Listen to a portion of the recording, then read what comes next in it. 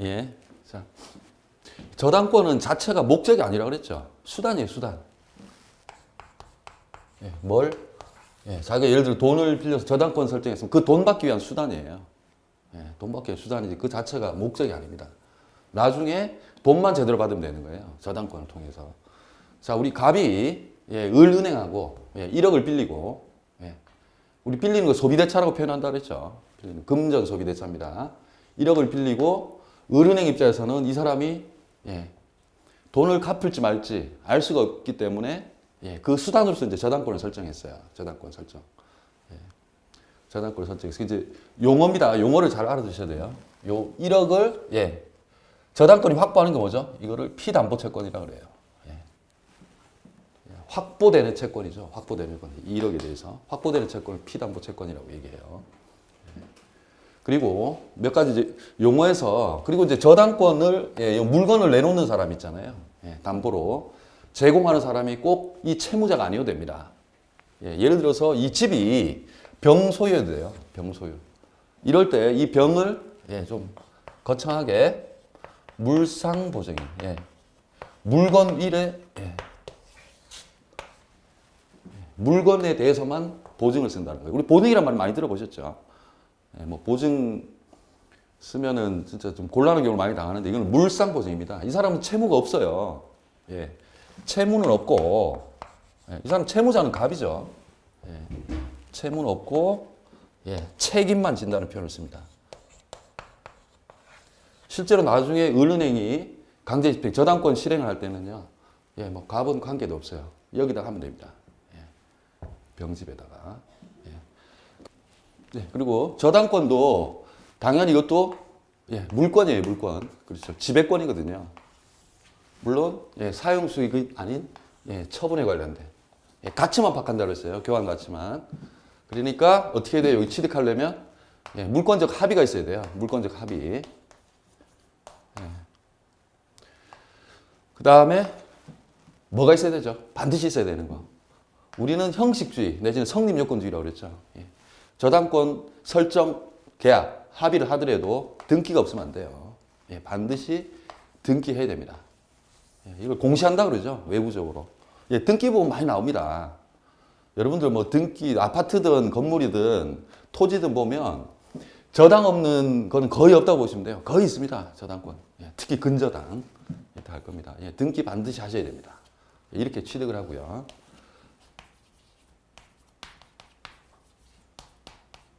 네, 다시 할까요? 예. 그리고 저당권은 그 담보물권의 꽃이라고 그랬죠. 꽃. 그리고 공통으로 가지고 있어야 될 성질들을 다 가지고 있어요. 통째로. 예, 공통이 쫙 일관가지 되어 있어요. 예. 부수, 예. 불물, 부종성, 수반성, 불가분성, 네, 물상대위성. 이걸 네 가지를 그대로 가지고 있어요. 부종성은 뭐냐면은 종처럼 쫓아다닌다는 거예요. 뭐냐면 저당권은 수단이죠. 이 피담보 채권. 돈 받기 위해서 이걸 쫓아다니고 여기에 종된 수단이거든요. 이게 없어지면 피담보 채권이 만약에 다 갚잖아요. 그럼 저당권은 소멸합니다. 없어져요. 그래서 부종이라고 그래요. 종속되어 있다는 뜻이고요. 근데 수반. 이 반자는 동반할 때 반이거든요. 같이 쫓아다니는 거예요. 예를 들어서 얘 쫓아다니는 게 아니라 저당권은 종된 거예요. 주인은 피담보 채권, 확보되는 채권이거든요. 그래서 만약에 을은행이 채권을 정한테 넘긴다. 채권 양도를 여러분 다음 단계에서 하실 거예요. 채권 양도도 아주 중요합니다. 채권 자체 양도 많이 합니다. 정한테 넘기잖아요. 그러면은 이거를 확보하기 위한 수단이기 때문에 쫓아다녀요. 그래서 수반성이라고 얘기를 해요. 같이 갑니다. 그 다음에 불가분성. 불가분성은 뭐냐면 예를 들어서 1억 중에서 한 9천만 원 갚았어요. 그러니까 1천만 원 남잖아요. 1천만 원 남는다고 해서 비례해서 이 담보 범위가 축소되진 않아요. 토지면은 한 요만큼만 축소되지 않습니다. 전체 대해서 다 미쳐요. 1원이라도 많으면. 그래서 불가분성이라고 해요. 나눌 수가 없다는 거죠. 계속. 목적물이 전체에 불가분적으로 피담보 채권이 1원이라도 나오면 계속 살아 있습니다. 다 미쳐요. 어떻게 보면 잔인하죠, 그죠? 잔인한 저당권이죠. 그다음에 마지막으로 이제 물상대위라는 게 있어요. 물상대위. 좀 어려운데 이제 대위는 대신한다는 뜻이거든요. 대시. 위치를 대신한다는 건데 지위를 대신한다는 건데 물건 위에 지위를 대신한다. 이게 어떤 의미냐면 이 집이 화재로 전소돼 버렸어요. 다 타버렸어요. 그러면 갑이 받을 게 있죠. 갑이 예를 들어 보험금이라든지 아니면 또 제3자가 불을 질렀다. 그럼 손해배상 청구권을 취득하죠. 그죠? 손해배상 청구할 수 있거든요. 저당권은 가치만 파악하거든요. 그리고 가치화된 것들. 그래서 화재 보험금이라든지 그 다음에 손해배상 청구권이나 그대로 위에 존속합니다. 그래서 물상대위라는 거예요. 그걸 대신합니다. 물건이 뭐 세 가지인데요. 멸실됐거나 훼손됐거나 이제 뭐 공용징수라는 표현도 쓰는데 공용징수는 뭐냐면은 이 집이 갑자기 국가에서 도로 낸다고 수용을 해버렸어요. 그러면 보상금, 정확하게는 보상금 청구권이죠. 보상금 청구권이 그대로 저당권을 따라다닙니다. 그게 가치권이기 때문에 그래요. 그래서 쭉 관통해서 공통으로 쭉 관통해서 요 네 가지를 완벽하게 가진 건 저당권밖에 없어요. 우리 민법에서는.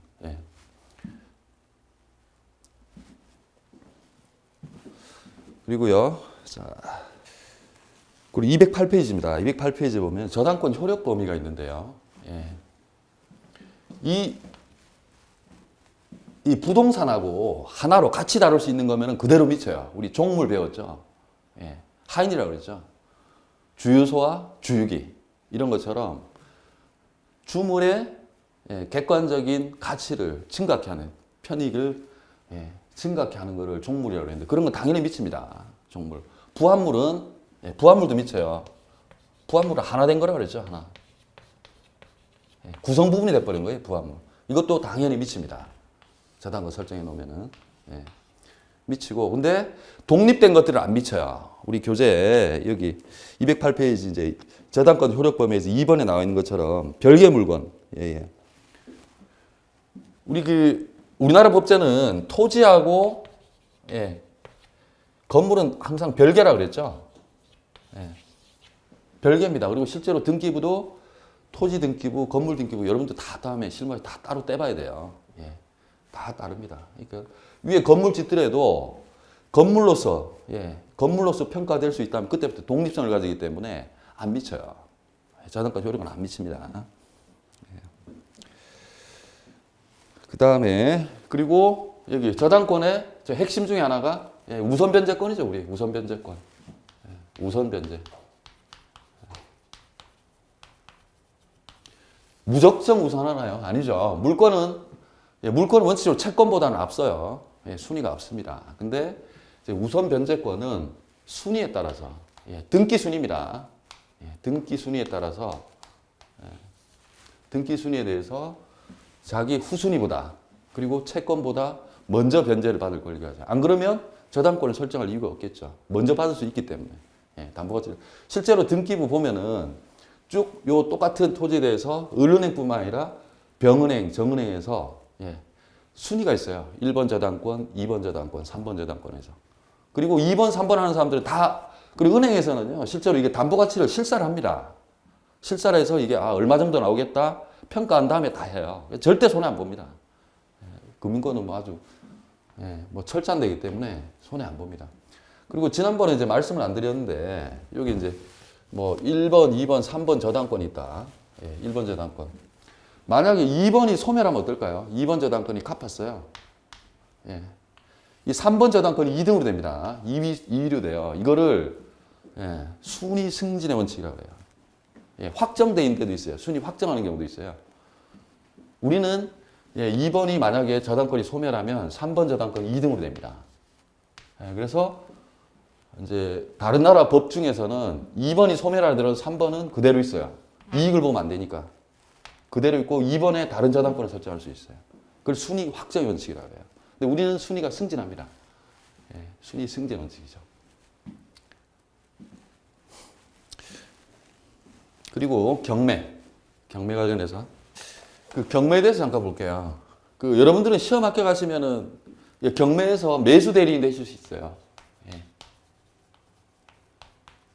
그 실제로 이제 저희 사무실에도 이제 공인중개사를 합격하셔가지고 그 경매 일을 하시는 분도 있습니다. 저희 사무실에 있는데 요즘은 경기가 안 좋아서 좀 많이 죽은 것 같아요. 경매장이 많이 죽은 것 같긴 한데 굉장히 어쨌든 이 경매는 여전히 매력이 있는 여러분 매수 대리인도 할 수 있습니다. 보셔야 되는데 이제 강제 경매, 임의 경매는 말이 많이 나오는데 이 차이는 뭐냐면 핵심적인 차이가 판결 내지는 뭐 조서들이 많이 있어요. 확정 판결과 똑같은 효력을 가지는 게 있거든요. 뭐 조정 조서라든지 화해 조서라든지 또 판결에 준하는 게 있어요. 이런 많이 다음에 보실 텐데 금전채권 같은 경우 지급 명령 간단하게 해서 판결에 준하는 집행력을 부여받아서 강제 집행도 할 수 있어요. 뭐냐면 결국은 강제 경매는 판결을 통해서 여기 집행 권한이라는 거거든요. 판결을 얻은 다음에 갑이 을한테 얼마 줄 게 있다. 이런 걸 통해서 이 판결을 가지고 이제 강제 집행, 강제 경매를 하는 거예요. 대상은 무한정하죠. 부동산, 집일 수도 있고 일반 재산입니다. 이 사람 일반 재산이죠.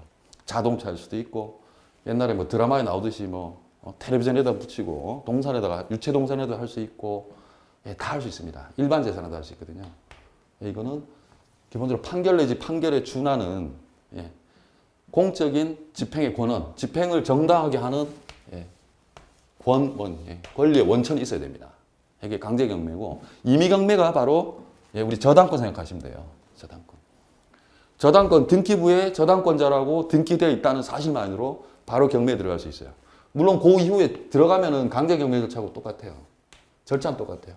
그리고 뭐 더 깊이 들어가면 좀 어렵긴 한데 뭐 일정한 차이는 있습니다. 차이는 있는데 임의 경매 이거는 저당권 저당권자가 경매 신청하면 돼요. 이 사람 쉬워요. 판결을 이거 얻는데 시간 꽤 걸리거든요. 비용도 많이 들고 하는데 이거는 자기가 등기부상 자기가 저당권자라는 거면 입증하면 돼요. 입증해서 경매를 할 수 있어요. 그리고 경매 신청을 할 수 있는데 강제 경매랑 다른 게 아무 재산 하나 할 수 있나요? 아니죠.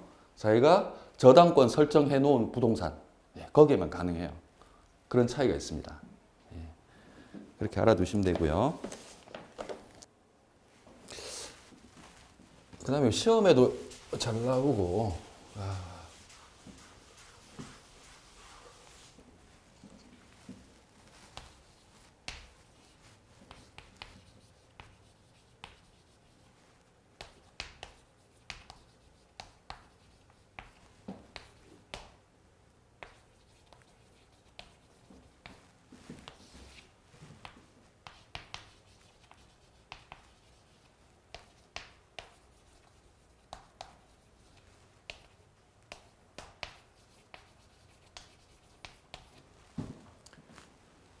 그리고 이제 실제 경매에 들어갔을 때,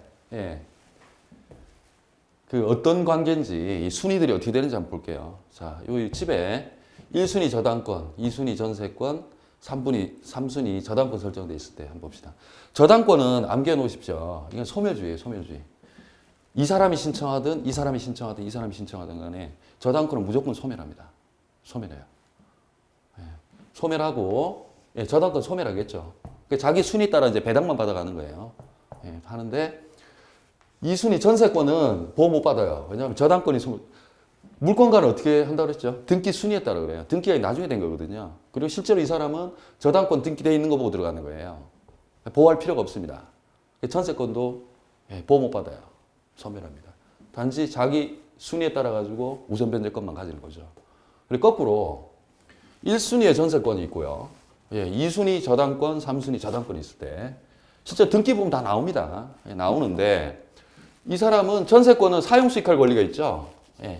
사용 수익권이 있죠. 그죠? 물건이지만 물건으로서 사용 수익권이 있는데 이 사람이 신청하든 이 사람이 신청하든 본인이 신청할 때 전세권자가 신청할 때 말고는 소멸 안 합니다.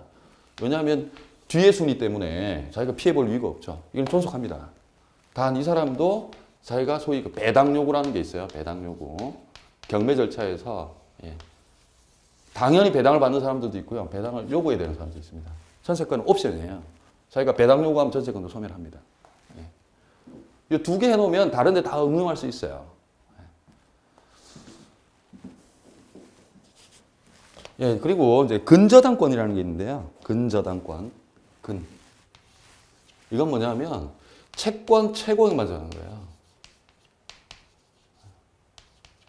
채권 최고액. 채권 최고액만 정해져 있으면요. 이제 계속적인 거래 관계에서 많이 하는데 여러분들 그 대출 받고 아파트 담보로 대출 받고 이럴 때도 다 근저당을 설정하거든요. 우리 실무에서는 그냥 저당권은 딱 그 원본이, 그러니까 원본 채권이 정해져 있잖아요. 뭐 1억이면 얼마. 근데 채권 최고액, 아까 1억이잖아요. 1억이면, 예. 계속 1억이 넘을 수도 있고 줄 수도 있고, 그러니까 1억 한도에서만 담보를 받는 거예요. 예. 그리고 순간적으로 0원이 되더라도 예, 소멸 안 합니다. 원래 아까 부종성 얘기할 때 피담보 채권, 확보되는 채권이 소멸해버리면은, 예. 소멸해버리면은 저당권은 수단이기 때문에 소멸한다 그랬죠. 근데 근저당권은 소멸 안 합니다. 일시적인 현상이기 때문에 부종성이 완화되어 있다고 표현을 하죠. 예. 그래서 근저당권 같은 경우는 채권 최고액만 정하고 계속 증감 변동합니다. 그리고 실제로 변해요. 담보대출, 주택담보대출 이런 거 받으면은 뭐 이자만 상환하다가 어떤 때 원금 조금씩 갚을 때도 있고요. 이렇게 하기 때문에 이게 조금씩 변화를 합니다. 그리고 이제 보통 지속적으로 거래할 때 그래요. 예, 한 1년간 계약해놓고 1년간 거래해놓고 뭐 납품하는데 예, 계속 증감하거든요. 줄 돈 받을 돈. 계속적 거래하는 데서 많이 쓰고요. 그다음에 그리고 이제 언제 확정하냐면 계속 금액이 변하잖아요. 그래서 결산기를 정합니다. 결산기. 이때 확정이 돼요. 예, 결산기. 뭐 두 사람이 합의해서 예, 근저당권자하고 근저당 설정자하고 합의해서 결산기 계속 변하니까 언제로 하자. 합의를 해도 되고, 예. 아니면 더 이상 거래할 게 없을 때, 이제 거래 관계가 종료. 예, 종료되면은 그때 채권액을 확정해야 돼요. 이렇게 했더니, 그래서 한 9천만 원이더라. 예. 1억 아니니까 다 담보되죠. 예. 이렇게 하면 이제 보통 근에서 근만 빼면 돼요. 일반 저당권처럼 됩니다. 예. 일반 저당권처럼. 그리고 하나 좀 유의해야 될 게, 예.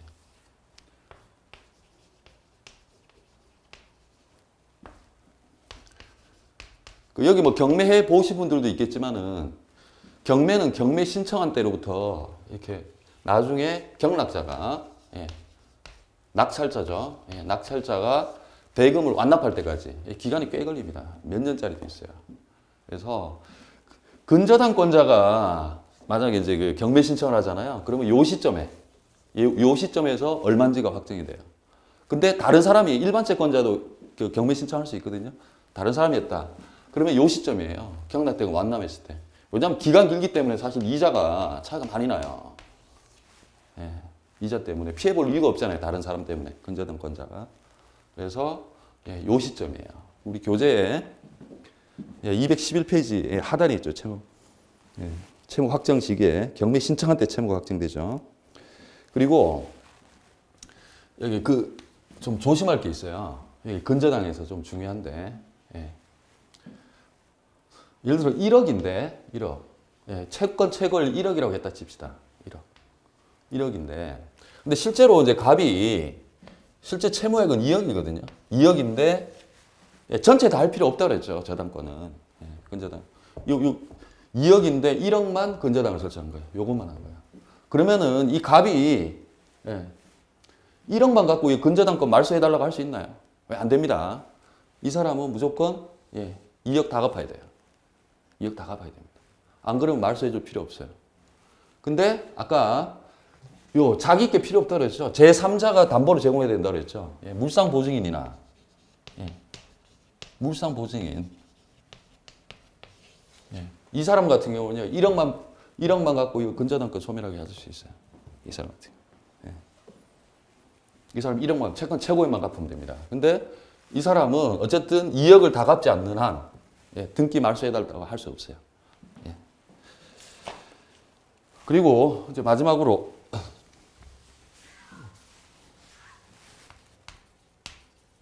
예, 공동저당. 예, 이 개념만 아시면 돼요. 실제로 담보가 부족하면요. 토지도 있고 건물도 있고 하잖아요. 예, 토지도 있고 건물도 있고 하면은 여기도 설정하고 예, 여기도 설정합니다. 예, 하나 가지고 부족하니까. 예를 들어서 아주 거액을 빌린다. 한 100억을 빌린다 하면은 담보 가치가 떨어지기 때문에 합쳐서 안 되니까 여기도 하고 심지어는 건물 여러 개도 합니다. 이거를 공담이라고 그래요. 공동담보. 예, 공동담보.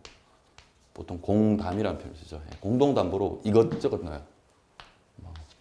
5개 이상 되는 경우도 있고요.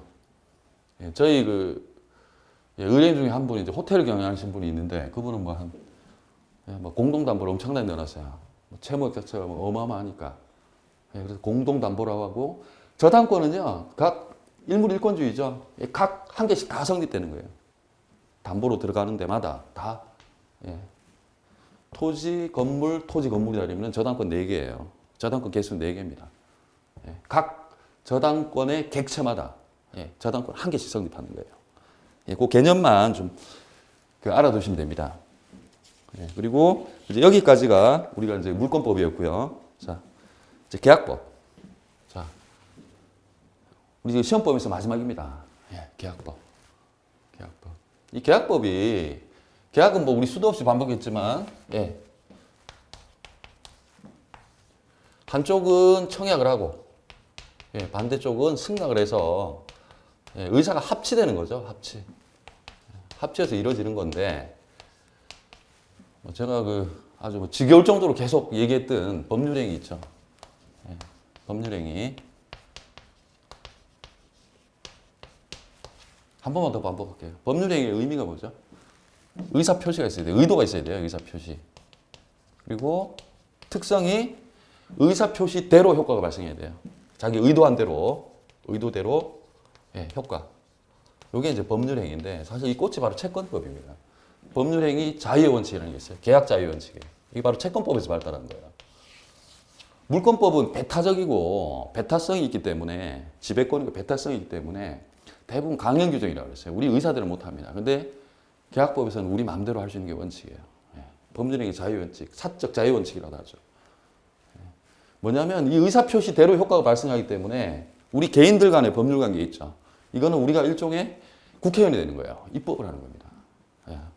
우리 여기에 우리 이제 민법 규정에 14가지, 15가지 전형 계약이 있지만 그거하고 관계없는 것들도 얼마든지 한 개만 지키면 예, 우리 103조라든지 강행법규라든지 한 개만 지키면 우리 얼마든지 형성할 수 있어요.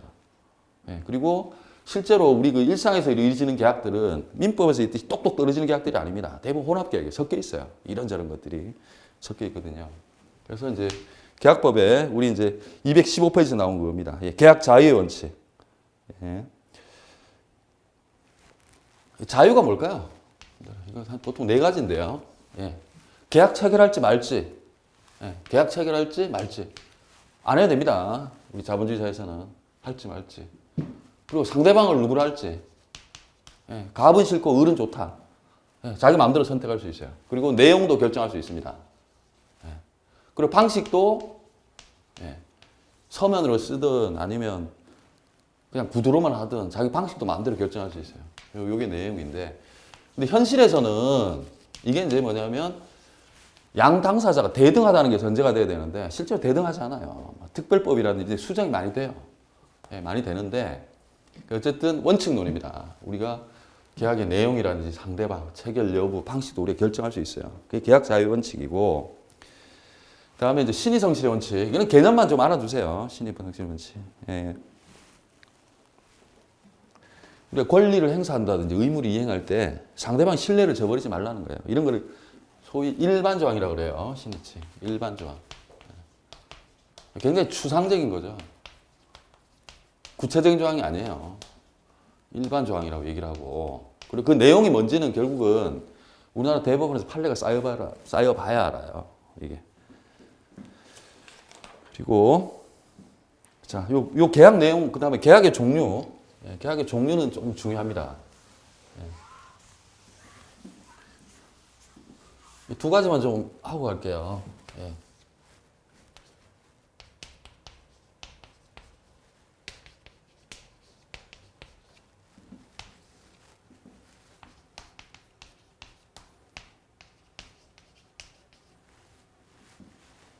우리가 민법 총칙에서도 했었고, 예, 법률 구분할 때 쌍무는 쌍무 서로 의무를 지는 거예요. 이게 어떤 거냐면 예.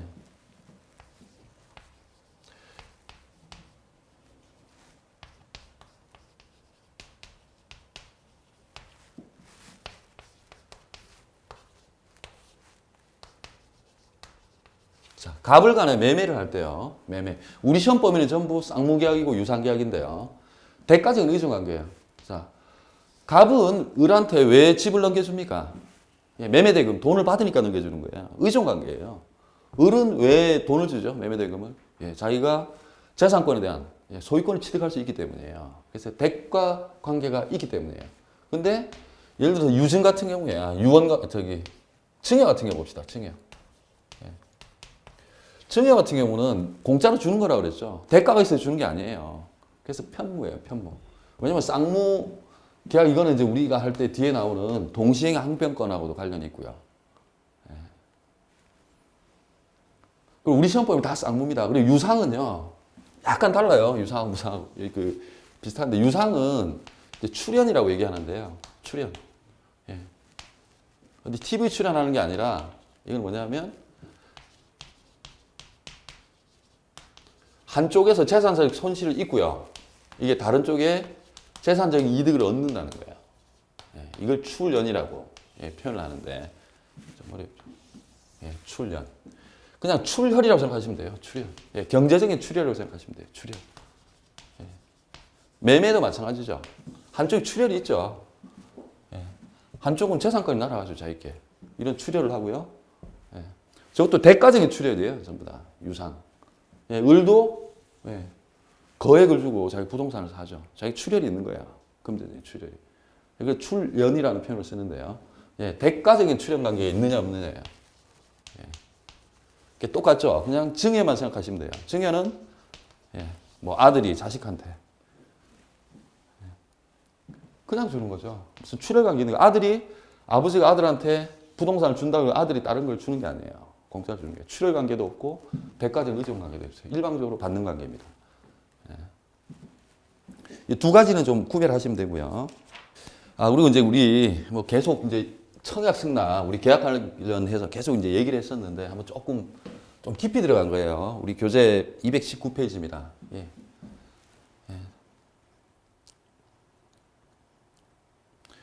청약은 자기가 뭘 하겠다, 뭘 사겠다, 내가 빌리겠다 해서 구체적, 확정적인 의사를 한쪽에다 보냅니다. 이렇게 사겠다, 팔겠다. 청약을 하거든요.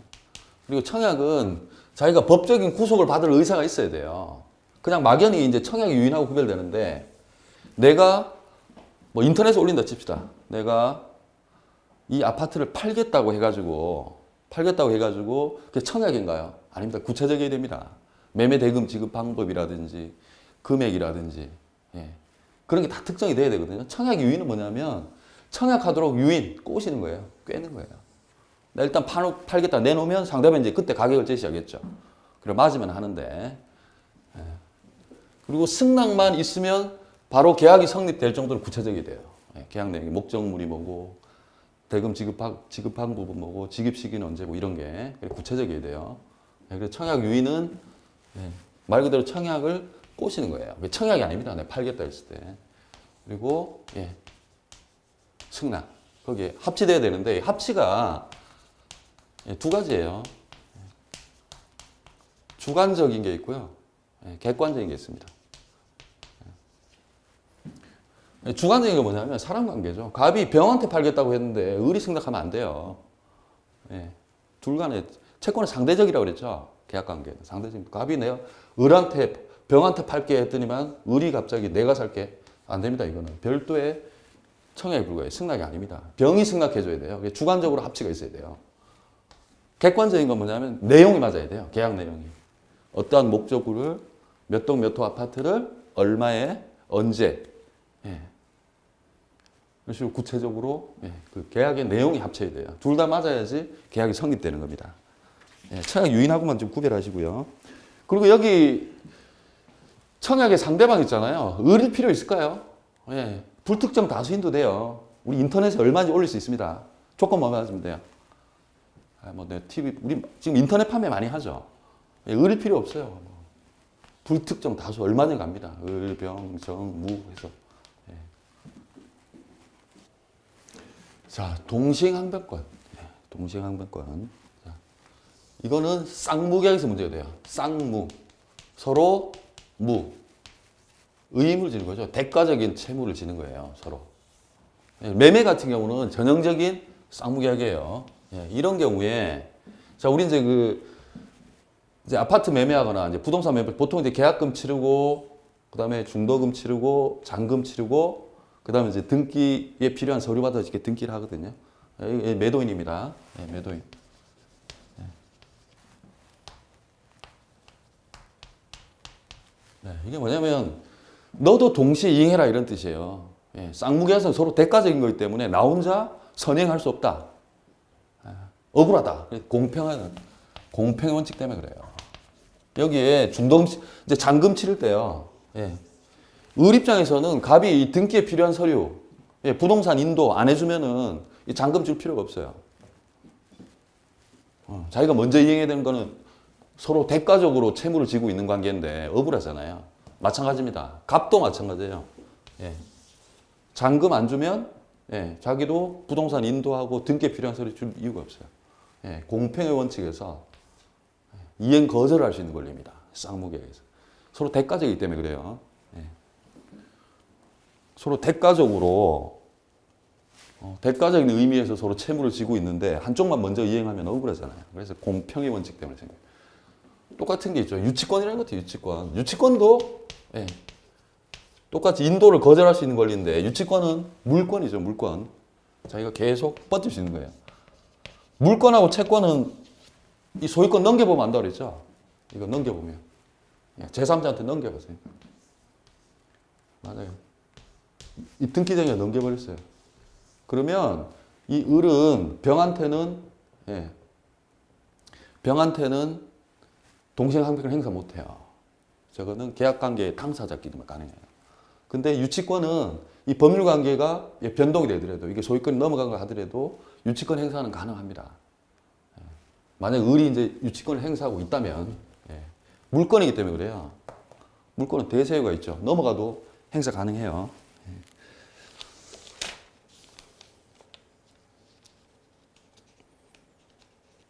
그리고 예, 동시행항변권은 우리 뭐 교과서에 표현 잘 돼 있듯이 버티기입니다. 버티기.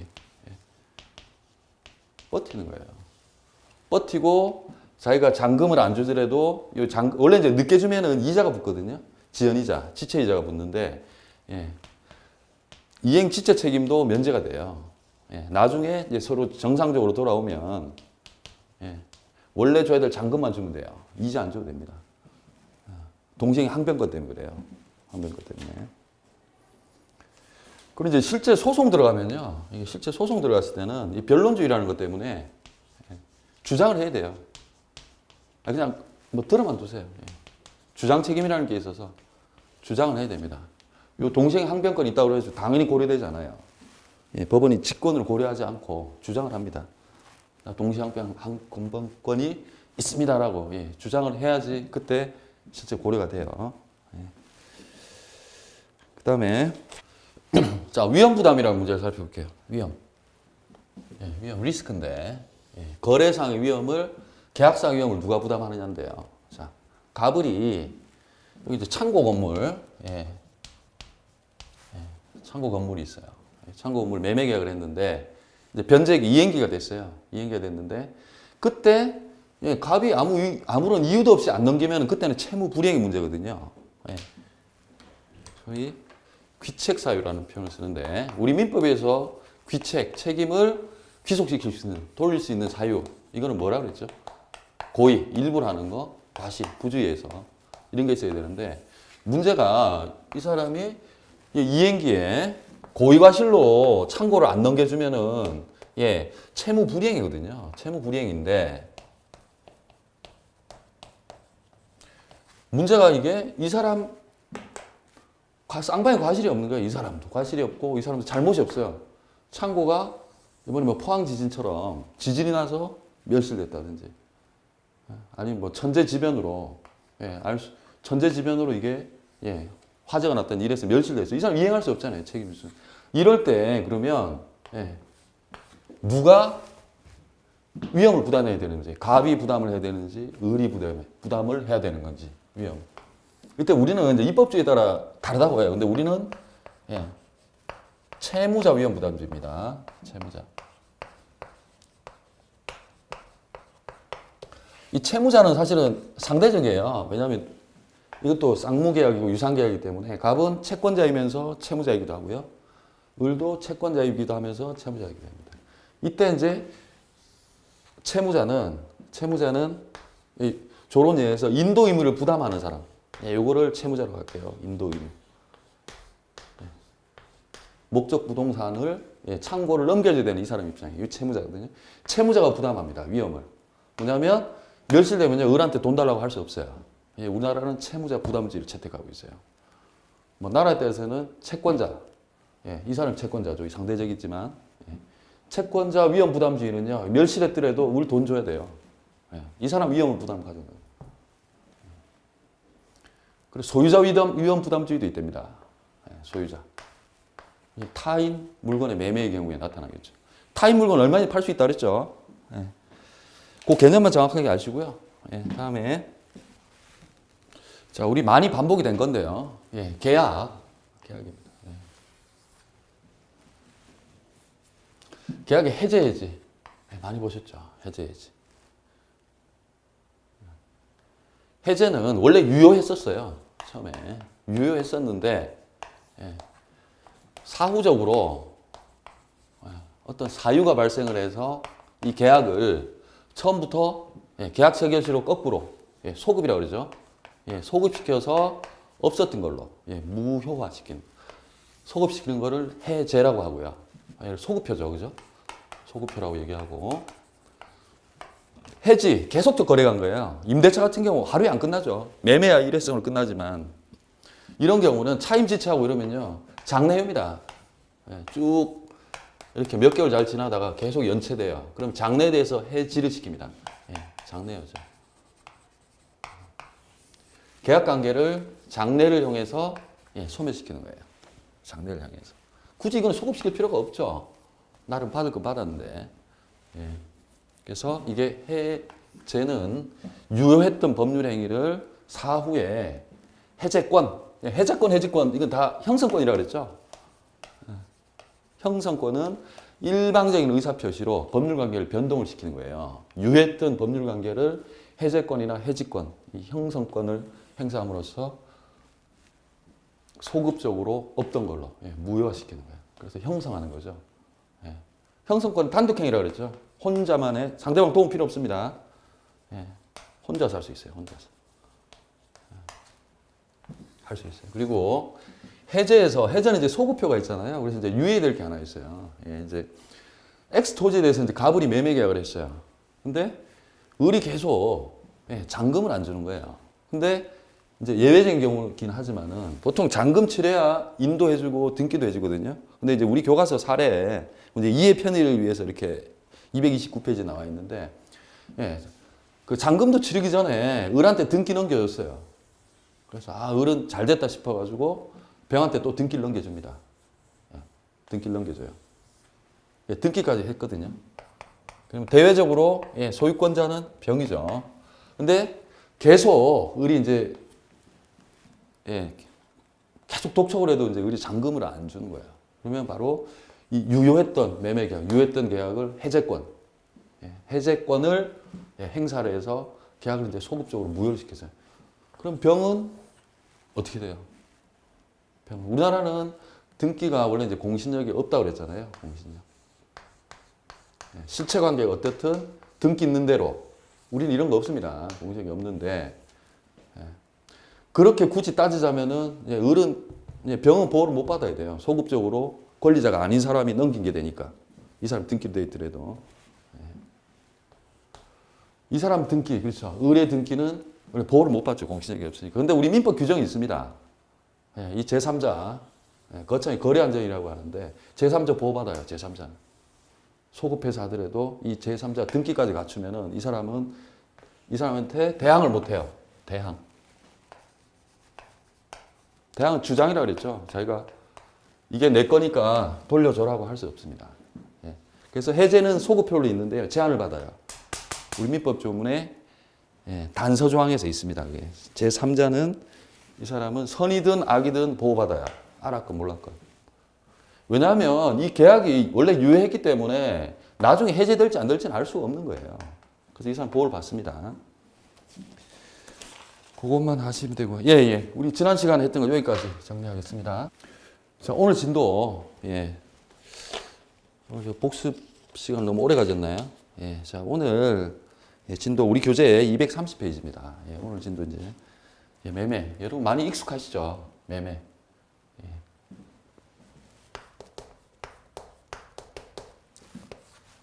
아마 뭐 여러분들도 오늘 하루도 매매를 많이 하셨을 거예요. 뭐 단순히 커피 사 먹는 것부터 해서, 뭐 부동산은 모르겠지만 동산 같은 경우는 여러분들 거래를 많이 하셨을 것 같아요. 자, 매매 계약. 잘 아는 거죠. 핵심이 뭐죠? 매매는 한쪽은 재산권을 이전을 해줘야 돼요. 넘겨줘야 되고요. 건물이든 토지든 갑은 을한테 넘겨줘야 될 의무가 있고 을은 갑한테 대금, 금전해야 됩니다. 금전이 아니고 다른 걸로 주면 그거는 매매가 아니라 교환이 돼요. 교환. 우리 돈으로 줘야 됩니다. 그걸 매매라고 얘기를 해요. 돈으로 주는 거. 매매 계약이죠.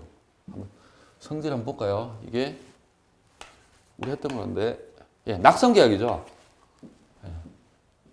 뭐냐면 특별한 게 필요 없어요. 그냥 청약과 승낙만 있으면 돼요. 그리고 대가적인 관계죠. 서로 대가적인 관계죠.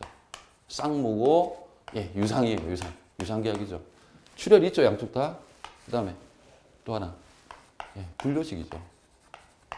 특별한 방식 필요 없습니다. 우리 그 매매계약서나 매매계약서 없이 해도 얼마든지 유효합니다.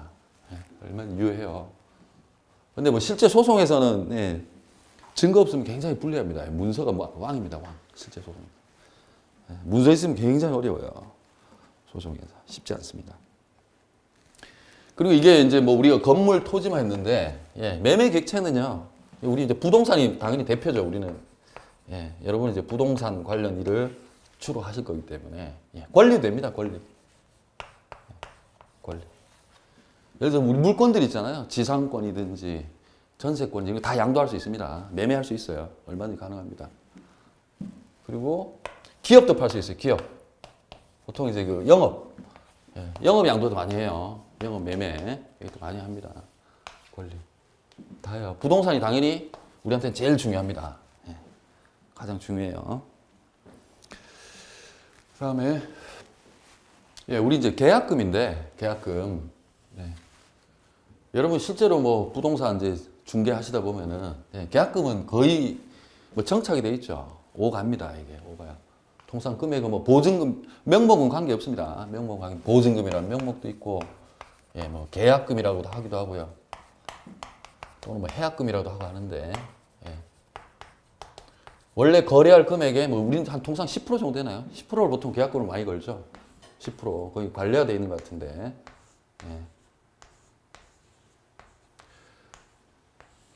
근데 제가 이제 한번 소송할 때요. 철근 같은 경우는 철근 있잖아요. 이건 현금이더라고요. 현금으로 쳐가지고 거의 뭐 계약금 100% 가까이 주더라고요. 거의 현금으로 쳐서. 거의 100%더라고요. 현금으로 치더라고요. 다른데 보통 우리 이제 토지나 특히 이제 아파트 10% 보통 10% 갈래입니다. 뭐 철칙은 아니고요. 이런 게 있는데 이제 계약금을 왜 교부를 하는지 한번 봅시다. 계약금. 이게 최소한 이제 일단은 증거예요. 이 최소한의 원칙입니다. 이게 매매 계약을 체결했다는 하나의 증거 방법이에요. 증거로서. 증약금이죠. 계약 증거금이죠. 계약 체결했다는 증거로. 근데 이제 우리 민법 규정에 민법 규정 565조에 있는데요.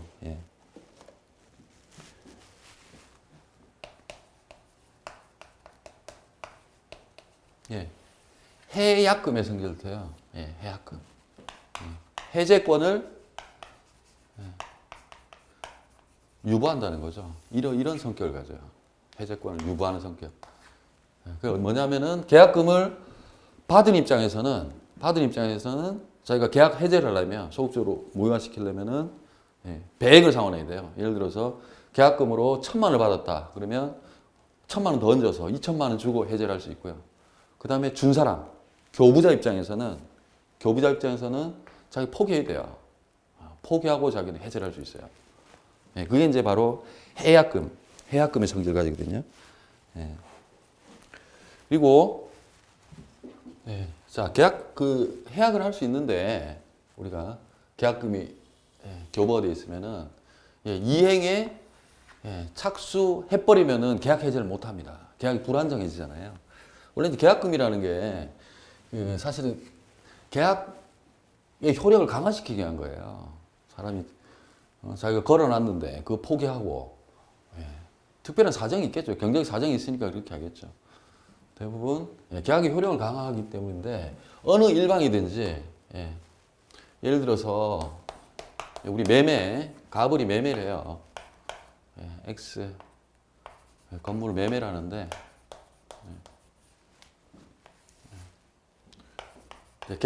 우리 계약금 단계죠. 어느 일방이 갑이든 을이든 관계 없습니다. 어느 일방이 이행에 착수해버리면 그때는 그 계약 해제권이 없어요. 그때 쭉 가야 됩니다. 계약금만 준 상태에서만 해요. 요 이후에, 그러니까 예를 들어서, 을이 중도금을 갑에게 줬다. 이러면은 계약금 있더라도 계약 해제 안 됩니다. 이때는. 안 돼요. 그리고 이행에 착수한다는 거는요, 단순히 준비만 가지고 안 돼요. 준비만 가지고 외부적으로 볼 때 이행행위라고 객관적으로 평가될 수 있어야 돼요. 예를 들어서 중도금 준비한다고 중도금 은행에 대출 신청한다. 우리 교재에 있습니다. 중도금 은행 대출 신청. 이런 준비행위 가지고 안 돼요. 실제로 중도금을 일부러 지급해야 됩니다. 그래야 이행이 잘 수 있어요. 중도금을 이 사람 갑의 해제를 막으려면 중도금 지불해버리면 되죠. 지불하면 이때는 못합니다. 그리고 계약금은요, 이 매매 계약에 종된 계약이에요. 종된 계약이에요, 종된 계약. 주된 게 아닙니다. 여기에 매매 계약에 따라가는 계약이에요. 사실은 일체로서 행해지죠, 일반적으로. 일체로서. 근데 그 계약서 내용 안에, 하나의 계약서 안에 이 계약도 하나에 포함되어 있다고 보시면 돼요. 종된 겁니다. 필수적인 건 아니에요. 임의 규정에다 계약금 없이 계약할 수도 있어요. 얼마든지. 한 번에 다 매매할 수도 있고요. 다 합니다. 할 수 있고. 종된 계약이고, 소위 이제 좀 드물죠. 우리 요물 계약이에요. 요물 계약. 우리 요물 계약이라고 얘기를 해요. 뭐냐면, 이 계약금, 이 계약이, 종된 계약이 성립을 하려면요. 실제로 이 계약금을 줘야 돼요. 교부가 돼야 돼요. 교부돼야지 성립이 돼요. 그래서 우리 참 드문 케이스죠. 요물 계약입니다. 요물 계약의 반대가 아까 뭐였죠? 낙성 계약이에요. 승낙과 청약과 승낙만 있으면 계약이 성립이 돼요. 그걸 낙성이라고 그러죠. 낙성 계약인데 그게 아니고 의사 합치 플러스 물건의 교부, 돈을 줘야 돼요. 계약금을 넘겨줘야지 그때 성립합니다. 그래서 요물 계약이라고 해요. 아주 우리 민법에서는 특이한 경우죠. 그리고 계약 해제하면요, 이행 전 단기 때문에 별도로 계약 해제하면 손해배상은 안 됩니다. 손해배상 청구는 안 돼요. 손해배상 청구는 안 돼요. 이건 안 됩니다. 왜냐하면 이행의 착수 전까지만 하기 때문에, 이행 전 단계이기 때문에 손해배상은 별도로 할 수 없어요. 여기까지 하죠.